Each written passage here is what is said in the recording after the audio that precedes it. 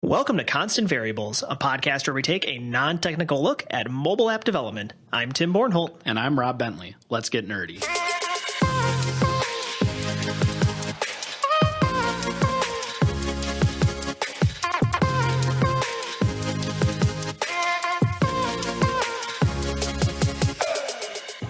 So Constant Variables, Rob, why are we doing this podcast? Well, first, a little bit about us. We started a company called the Jed Mahonis Group about 6 years ago, and we specialize in building mobile apps. That's right. And specifically, we've been getting into the on-demand space, which we'll get into a little bit later, but we've been building apps for a while now. We've got a lot of experience. We've made a lot of mistakes. We've had several successes as well. So we wanted to just share everything we've learned about mobile app development and hopefully help people that are starting at I have an idea and help them bring it all the way to I'm a multi-billionaire. Yeah, so today we wanted to talk about how long it would take to build an app, but not only just an app, how long will it take to build an on-demand app? That's right. So we wanted to go over some items that kind of impact the timeline for development before code even gets written, talk about items that'll impact your timeline during app development, and we'll also give you some action items you can take away to speed up the app development process. Right. So we'll start with what is an on-demand app? Yeah. So real quick, what we mean by an on-demand app, think of something like Uber, Domino's, Postmates, DoorDash, apps that take a service or a good that somebody wants right now and they need to have it at this specific place. And using technology, we make that happen. And this applies to a lot of different industries and markets. Obviously, ride sharing is a big one because everyone's heard of Uber. Food delivery is another big one right now. Pizza's been delivered for a long time now, but now other restaurants are starting to get into the space as well. Exactly. But not even just those apps. There's a lot of services that could apply to on-demand. So, even think like liquor delivery. There's a lot of startups that are get some beer sent right to your house. We've worked on an app that helps dental agencies get staffed up with hygienists and assistants. PCA agencies help people that need aid to people that will give aid. There's a million other ideas you could draw from here. Really? So it applies to a lot of industries. But the gist of it is we're talking about apps that you can take any good or service and get into the hands of somebody right when they want it and right where they want it. Right, going along with the instant feel, how everyone feels like they should be able to hit a button and get whatever they want, whether it's a good or a service. Exactly. So what does it take to build an on-demand app? What are the different pieces that you need to make that happen? Well, really, you have to create two different front ends, one for the supply and one for the demand. And what I mean by that is you have a group of people who want something, the good or the service, and you have a group of people who provide it. And then you need a back end to match up those two front ends. So yeah, with the front end, when you're talking about the customer, so you have kind of the customer that's looking to get the good or service. Usually they're requesting that through a mobile app. It can be a website. We've built both. It's pretty common. The service side though, with doing on demand, it's almost always a mobile app. You want to be able to know where your driver is at all times and make sure that they're able to, when they're out driving around, they can get the good or service delivered on demand. They're not tethered to a laptop. Right, to your location too. Exactly. And then to make those two things happen, you have what's called a back end, and that does pretty much everything. We're talking about coordinating the matchmaking. So saying you, Rob, you want the service, and I, Tim, I'm providing the service. That's kind of the 101 of what this app needs to do, what the back end provides for that. There's also things like handling payments, being able to not only accept payments from you that wants the good, but also pays me who provides the service and then takes a little bit off the top for the company who's facilitating that matchmaking. And just for the people that don't know too, the point of this show is to be non-technical as we can. So we're going to use the term backend and server kind of interchangeably. It just means the computer that handles the data for your app. Right. I mean, if you're getting into this space, we'll make it as non-technical as we can, but you'll also need to kind of know some of the lingo, but we'll break it down where we can. Also, when we're talking about the back end, another component that we'll need to do is be able to handle customer service tasks. So not just if somebody has an issue with a service, but also providing refunds, helping your service providers get onboarded into your system, whatever you basically would need to do to get your service providers to provide that service. And then finally, analytics. You got to make sure that you're tracking where things are going, how people are getting into your system, how they're using it, so that you can continue to grow and optimize your service. And there are some technical components we need to discuss when you're building an on-demand app. They're not on the easier side of the spectrum of building mobile apps. You're going to be dealing with implementing push notifications. This means users get notified when their order is received. People that are fulfilling the service get notified that there is an order to fulfill, all that kind of stuff. Yeah. Keeping all that data in sync, so as soon as if they're aren't responding to a push notification, if they just open the app, the data is current. Search, which would apply if you're shopping, like getting food from a grocery store. You need to be able to find bananas easily. Well, and also if we're talking about not just goods, but it could be if you're looking for a specific service, if you're building an app that provides on-demand, if you're talking about doctors, for example, and you're looking for a very specific specialist and there's 5 you can choose from, you need to be able to help guide your person to the right direction for that. Right. If you need a brain surgeon right here, right now, a pediatrician probably won't be your best bet. Yeah, you need an on-demand brain surgeon. I guess someday somebody probably will. I mean, that's where we're going. That's true. And then also mobile payment support. Almost all of these apps have that feature built into it where the customer can enter their card info and just pay for whatever they want. Yeah, and you need to be able to deal with all the security aspects that come along with that, being PCA compliant and making sure that you're not as hackable as everybody else. Yeah, if you have someone's payment details getting leaked, that's basically the end for you. Yeah, exactly. And then a very user-friendly design, and this is especially important if your app targets a lot of users. People find really creative ways to do things that break the system, so you need to have a great design in place. Yep. Well, yeah, I guess is that it for all the technical components? Well, probably not, but those are some bigger ones that you'll need to be thinking about, and those are definitely, they take time and thought to get done right. Right. And that kind of constitutes what we mean by an on-demand app. So keeping that in mind, Rob, in your experience, how long does it take really to build an on-demand app? It kind of depends on what you're going for. If you're going for a release that's as quick as possible, it's very lean. It's called an MVP or a minimum viable product. And what that means is it's the least amount of features your app can have to get the job done. And those usually take about 3 to 6 months. Okay. Makes sense. If you're going for a more feature-rich deployment or launch or whatever, that will be more like a 6 to 12 month timeline. Sure. So really the quickest you can get this thing out the door realistically would be 3 months, and that's with a very lean product, something that just really accomplishes one task, where if you're looking to build an all-encompassing system that can do lots of things, you're looking more towards that 6, 9, 12-month range, really depending on the specific app that you're building. Right. It really depends on the requirements, what your app does, who your market is, what they need, and then how much you want it to be able to do at launch. So 3 to 12 months, that's kind of a wide range there. What are some things up front that we can basically gauge the timeline, that we can say it's going to be more like 3 months or it's going to be more like 12 months? What are some of the factors that'll go into dictating that timeline? A lot of it actually depends on how well defined the idea is from the get-go, or when you come to us anyway. You'll probably have been working on this for a while before you come to us. But the more details we have, the clearer path we have to a finalized product, the quicker it'll go. Yeah. So really it's thinking through the app and really knowing your product. There's a difference between, I want to build an app that delivers brain surgeons on demand versus like knowing exactly step for step what users, like what is the use case going to be. It's going to be somebody just fell on the ground, had a traumatic brain injury. We need somebody here right now that can handle it. And then knowing all those steps that are going to take to get somebody in the door. It's not just having the general idea. It's really thinking through what we in the biz call a user story, and thinking of the user in mind and thinking, I'm going to pull out my phone, I'm going to tap this thing, which is going to do this, and then I'm going to tap this thing, which is going to do that, and thinking through every step and making it so that it's the most efficient process possible to get somebody in and out of your app and accomplish the task that they need to get done.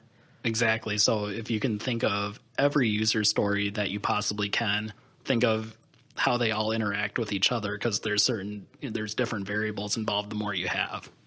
And thinking through the edge cases with those as well, because you're going to have a critical path that's going to account for 80% of your usage typically. You want to make sure that the 20% that are going off the fringes, you need to either be comfortable with ignoring that or figuring out how you're going to deal with that and help them get through your app and use your service as intended. Another thing that's going to impact the timeline before development is going to be what software platforms are you targeting. So this will be something like if you're trying to build an iPhone or an Android app, there's multiple ways you can do it.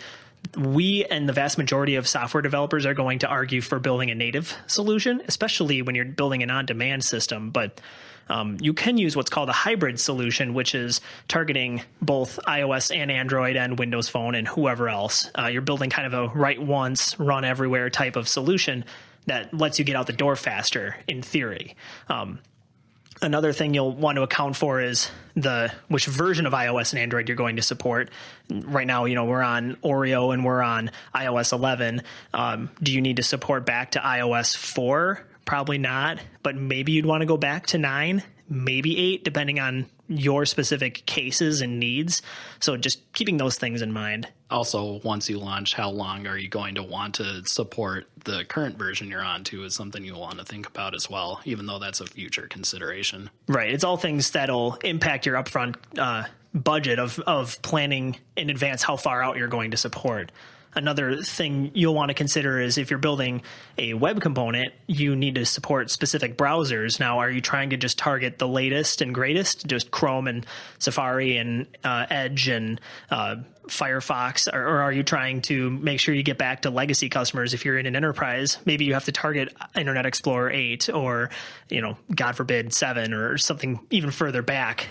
You just really need to make sure you have those considerations in mind, because the older platforms that you have to target and the more platforms you have to target, the longer it's going to take to build and test your app. And that's a real thing. We've been asked if we can support Netscape before. Which I'm a fan of. I love Netscape. That was my browser back in the day. Well, yeah, it was good back in the day. Not so much for 2017, but I think Mark Andreessen's doing pretty well for himself these days. Another thing you have to consider is how many users do you expect to have right away? A system that handles millions of users and a server that can handle many requests at the same time has a different build and more things to consider than just an app that has maybe hundreds of users or even 1,000 or a few thousand. Yeah, supporting 100 users, you can get away with really one server, like one computer running your entire app.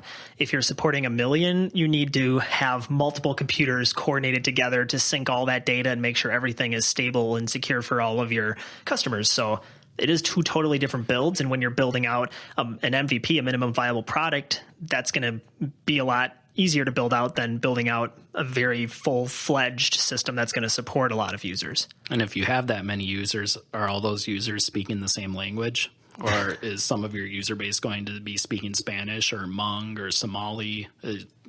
We have an app that we're in progress on right now that's the next feature we're building, and it's localization. Yeah, and that was a great seg. That's why I laughed.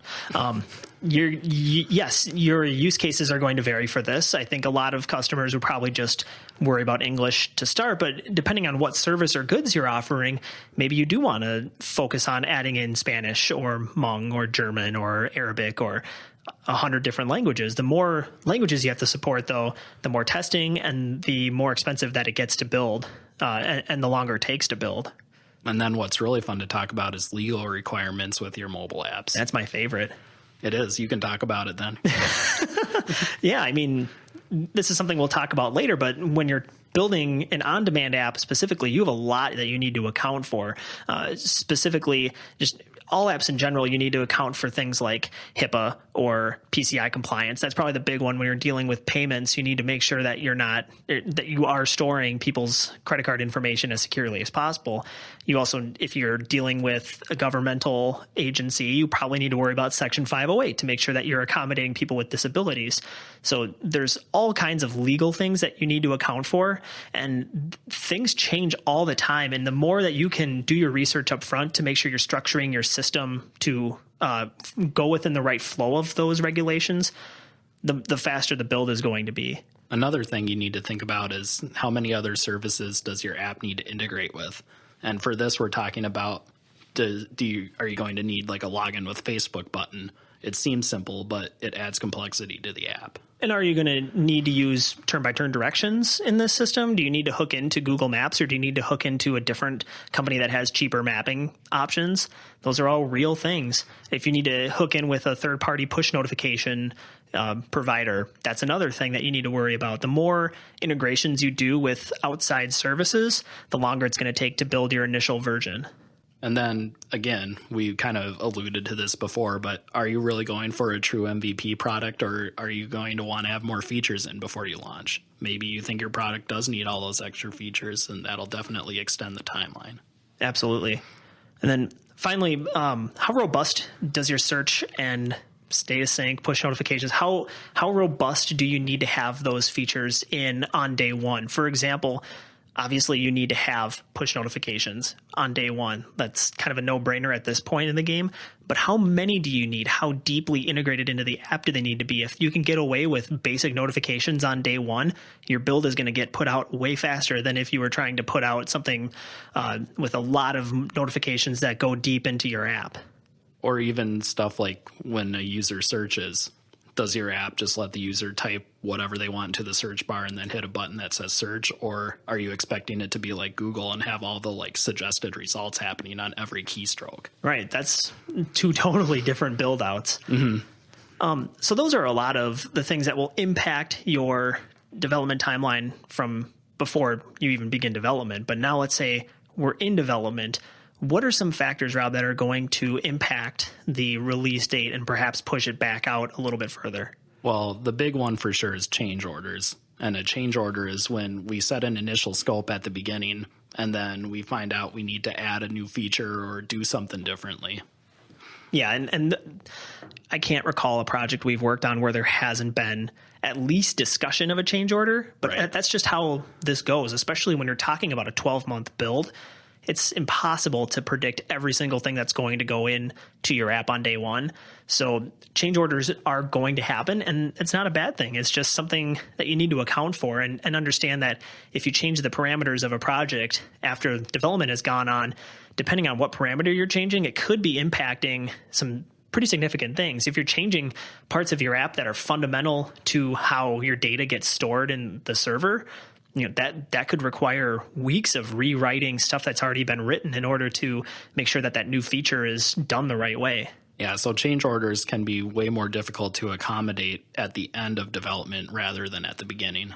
And it's unfortunate because most change orders come after you get the product in your hand and you've been playing with it and you say, oh, this is how it should be. But again, if you do that work up front, that's going to mitigate the number of change orders that happen during the process. Or you have users test it and they all decide they want this one thing really fleshed out, whereas they don't care about the rest of your app. That's a good point. You can only know so much before you go into it, and you learn while you're in the process. Right. Another piece that's going to change your timeline during development would be people, how do you put this in a nice way? It's people that make decisions on the app. The person that we're talking to as the development team, you might be the person in your company that's the manager of the app that we're building, but you might not be the one that gets to approve things. So depending on how much red tape and bureaucracy and hierarchy there is in a company, that's going to dictate how quickly things get approved and things get done. Or even just how many people you need to get an opinion from before you make a decision can weigh into it also. Very true. People get back to you at varying speeds. Yeah. Speaking of which, our next point, depending on how many vendors you have working on your app, if you have an app that's really complex, you might be working with more than one development team. There might be one team who's just working on the back end and one team who's just working on the front end, and sometimes even one team working on one aspect of the front end and another one on the other. And if all three of those companies need to play well together and one company is not playing as well as they could be, that's going to impact the time that it takes for the final product to get out the door. All the vendors can only go as fast as the slowest vendor. Exactly. Another thing would be, there's kind of two coins on this. If you're working with bleeding edge, brand new technology that nobody has used before and it's undocumented, that's going to slow down your development time. If you're working with, let's say, Apple and iOS 11 came out with ARKit, which helps work with augmented reality tools. Nobody had done that. I mean, people have done it, but no one had worked with that specific set of tools. So that's going to impact how long your product is going to take to get out the door. Yeah, because there's other factors than just being able to display what Apple gives you right now. Apple themselves is still working on refining this. So how can we be that much farther than the company that gives us the ability to do it in the first place? Exactly. And then conversely, like we had mentioned before, not only bleeding edge technologies, but also working with really old technologies. If you need to support Internet Explorer 7 or you need to support a very old version of Android because the boss is using a phone from 6 years ago, that's really going to slow us down because we need to go back and make sure things work correctly, and just takes time. Yeah, the boss having a really old phone is something we've run into more than we'd like to say. So that's a real thing. You'd think the boss of a company would be able to go out and buy a new $200 phone, but I guess you don't get rich by writing checks. Yeah. So now that we've gone through kind of before development and during development, here's a few tips that we've got for how to speed up the whole process and help get your app out the door faster. So like we said at the beginning, the more well-defined the app is, the faster and quicker we'll be able to build it. So what really you need to do is research. Yeah, just know your customer, both especially in an on-demand situation. You're building a three-sided marketplace. The three sides being the customer that's getting the service provider who's providing the service, and you who's facilitating the service. So you need to understand all three components in order to really be successful. One, you need to understand how your customer is going to request those goods. What conditions are you going to put them in, and how in demand is your app actually going to be to provide that on-demand service? As a service provider, you need to know how quickly can I get in and out of this app and provide as much service and provide whatever I need to do to get in and out and make my money as quickly as I can. And then as the middleman that's facilitating this whole thing, you need to understand how you can make money on this and figure out what percentage of sales you're going to take or what subscription fee you're going to charge in order to sustain this whole venture as you're going forward. Right. So as well as having a high level of how the technology itself works, your job really is to nail down the business end while we build it out for you. Exactly. So understanding from the technical side, then what really helps speed things up at the beginning is really falling in love with the minimum viable product process and making sure that what path your users are most likely going to follow, whatever features are required to make that work. And by required, I mean, like, if you took it out, the app would just be totally useless. Those are the features that you need to focus on building, are the ones that help you get through that path. And then anything else that doesn't help a user absolutely get their thing done, those need to go to phase 2 or 3 or 4. Right. As a project manager, if I know that your goal in mind is to release this MVP and release it as quickly as possible, 2 words you'll hear from me a lot is no and later. And not at the same time. And it's for your own good. Exactly. So with MVP, really, you just want to understand the critical path from the user installing your app through getting the good or service accomplished. Ask if every feature actually, gets that done. But then finally, it's the thing that people usually get tripped up on with MVP is that they're thinking, okay, well, big features, obviously, like if I'm going to add in a whole new subcomponent of features to the app, that's going to slow things down. But it isn't just the big things that slow down in MVP. It's those little things like, oh man, we should really, in our user profiles, make sure that they can add a link to their Twitter and their Facebook and their Instagram pages, because that'd be so cool to have in the app. It's like little things like that are easy to do. It would take us 5 minutes to throw that in there, but it's all those 5-minute things that just add up and grow way out of control. And be good about, trying to stick to the original spec as much as possible and try not to change things up a lot during the middle of development too, even if it's just, can we change this color 8 times? It's like, yes, we can, but each distraction we have takes our thought and mental energy away from building out those critical features. Right. And there's always a time and a place to get those small things in there. And you would work with us to really figure that out. And that would be our job as a technical team, is to kind of steer you into the right direction of, no, that's not critical, or yes, that is critical, let's do it. Right. And we'll do all those little things. But the point is, we're just trying to help you figure out how to save as much time as possible. Exactly. So we were talking about what you can do to speed this process up. And one thing that you were saying, Rob, is it's really making sure that you understand the business side of things. Going into that is also understanding the legal changes. Now, we have a perfect example of this. When we were working on an app for a client, there was a law that was passed. So they were doing on demand for dental agencies. And there was a law passed that specifically targeted companies that were dealing with dental hygienists. It was like and how they get paid. It was like the most specific law that changed that you could get with this, that impacted it, totally threw a wrench in the works, and we had to strip out a ton of code in order to comply with this new regulation, and that threw off the timeline by a few weeks. And there was nothing we could have foreseen up front, but it's something that as you're going through this process, if you don't know the legal requirements, you need to find a lawyer, find an accountant, make sure you understand the tax implications of having drivers or service providers used as a contractor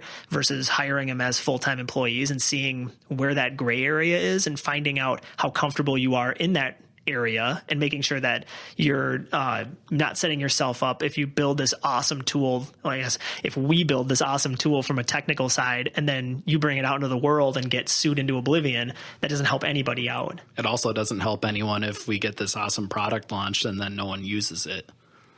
So what you want to be doing in the meantime, while you're relying on us to get your tech built, is to be going out and hunting down customers and making sure you have people to, be able to meet the demand that you stir up. Exactly. You need to be able to fulfill, like we were saying before, it's a three-sided marketplace. You obviously have one of those sides accomplished by yourself, but you need to go out and find people that are going to be getting the goods and services or purchasing them, and asking them, what do you want out of this app?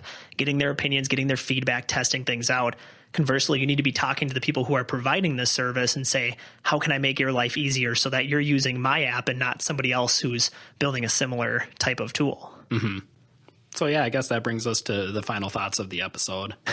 Is this how we're going to call it? The final thoughts. To summarize. In conclusion. Yeah.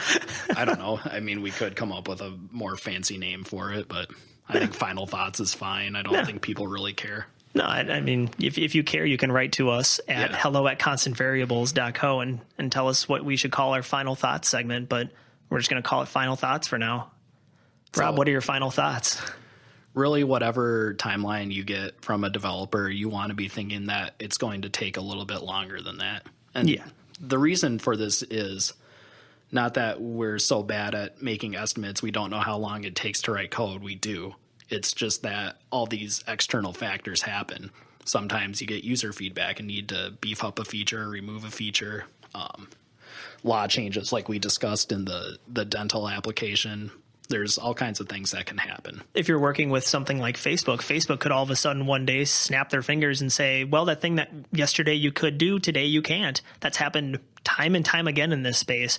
It's still, it was 10 years ago that we first got our first iPhones. Right. This is a very, very young industry, and things are still changing constantly. So it's not that we're bad at estimating time. It's that if the time that we would estimate is usually, okay, here's best case scenario, padded in a little bit of time for unforeseen things, but maybe we should pad in more time, I guess. It's just so hard. We don't want to give you an unrealistic time. It's just, you need to understand that it's building any project that takes a long time. Things happen, and we just need to be ready to account for that. There are always internal and external reasons why a project might take longer, and we've gotten very good at mitigating the internal reasons, but sometimes with the external ones, there's not a whole lot you can do. Exactly. The other thing to keep in mind with building out an app and how to lower the time it takes to build an app is that in software, you're never done. It's almost more art than science in that it's always it's